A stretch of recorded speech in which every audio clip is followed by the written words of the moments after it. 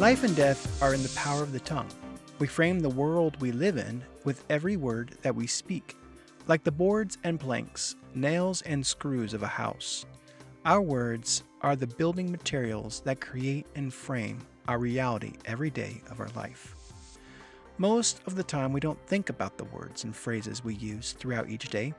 We bless, we curse, we criticize, we praise, we joke and jest, all with the same tongue. But we don't realize what we're doing with our mouth and how it adds to the framework of our whole being.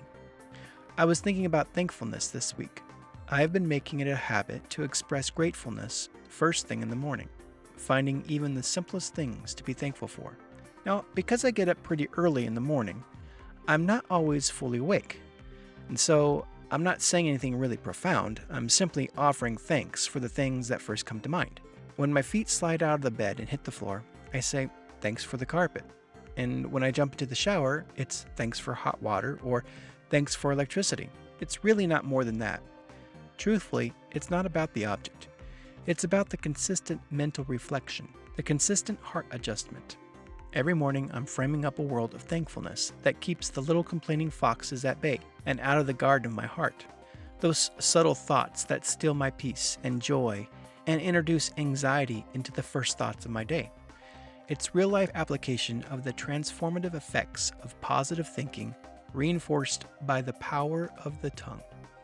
And it's awesome to see how it's changed my life from one day to the next, especially on days I know I'll be entering into stressful work environments or circumstances. It helps establish the attitude that I want to resonate in those situations and keep my heart and mind in the right place, even while focused upon the challenge at hand. It's like what people say about breakfast. The start of a good day is a well-balanced, healthy breakfast. We stress so much about eating healthy in order to have healthy bodies, but very little is said about healthy speech in order to have healthy minds and hearts. A big part of this is due to the culture we live in. We're unaware of the verbal diet that we regularly consume with family, friends, and others. Our daily conversation contains negative slangs and metaphors that we use so commonly that we become accustomed to them, completely unaware of their adverse effects upon the internal constructions going on within our being. It really requires intentional observation to recognize the thoughts our mind is entertaining and what's coming out of our mouth. We have to change the way we think and how we speak in order to reframe the kind of world we want to live in. But we also need to replace the old with the new. We need a different framework on which to build our new world of consciousness. One of the best frameworks I can think of is what I call Protocol 48, or P48. P48 is the practical and affectionate term I use to encapsulate the spirit and practice prescribed in Philippians 4:8, which says, "Finally, brothers, whatever is true, whatever is honorable, whatever is right, whatever is pure, whatever is lovely, whatever is admirable, if anything is excellent or praiseworthy, think on these things." It's a framework that provides guidelines and filters by which we process our mental and verbal interactions. It gives us relational protocols for every point of connection with the world around us. More than that, P48 boldly stands juxtaposed to the Antichrist death cult constructs that are woven into everyday news cycles and control the narratives of our social media threads 24 hours a day. I believe P48 provides an exit strategy to remove the rotten recycled constructs of current thought and discourse and changes the way we think and speak in order to build the reality we want to live in.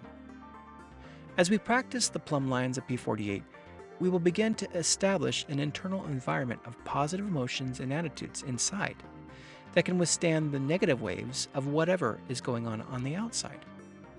As you filter your words and thoughts through this process, you'll produce a healthy heart and a healthy life for your whole being. Every day, I encourage you to become an active observer of your own thoughts and words. Ask yourself, am I speaking life or death? Practice dwelling upon excellent and praiseworthy things and let them inform your daily conversations. Speak life over yourself and others, and into everything you do. Until next time, continue to pursue the you He designed you to be. Thanks again for taking time out of your day to listen to this podcast. I really appreciate it. If you're listening for the first time and you want to continue to follow this podcast, head over to Substack, search for Segula Studios, and click on the subscribe button. If you want to learn more about Segula Studios, check out my website at segulastudios.com. You can also find me on Telegram, X, Discord, and YouTube. Until next time, continue to discover the you he designed you to be.